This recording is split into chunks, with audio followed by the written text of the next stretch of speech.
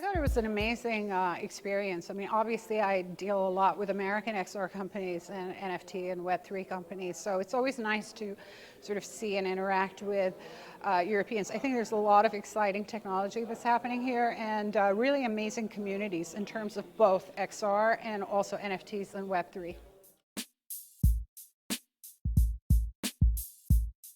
I think that, I spent a lot of the panel talking about my artwork across both XR and social media and also in the NFT space, since I'm an OG of the NFT space since 2020.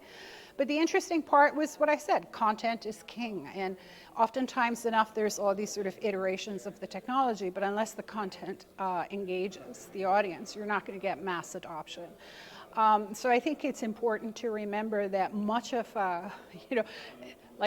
we sort of brought up the example of the memeplex in the NFT space and the way people love rare pepes or pepes. And now pepe to me is an interesting case study because the love and affection that people have for a pepe as a meme and also as an NFT and crypto art is quite genuine. So the takeaway is for everyone to remember content is king, that you have to build communities around the content.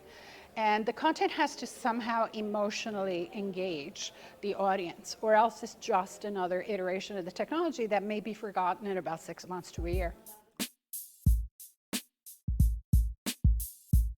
I feel like XR has had, any second now there will be mass adoption, and the mass adoption has failed to materialize.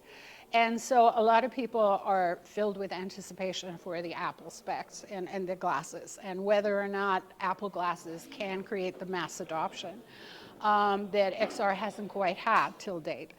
And so it's interesting to see, because ultimately, as long as you're requiring users to invest a lot of time and energy in downloading and installing and running apps, the interest isn't there. If you make it ubiquitous, like you put on the glasses and there's this on-demand content as you walk around, just like your social media, and you see it, it might change things. Of course, that requires much greater development of the technology and also the cloud in moving forward before it can become as fluid an experience as a social media feed, XR-wise. But I think that might create the mass adoption that the industry has wanted for years.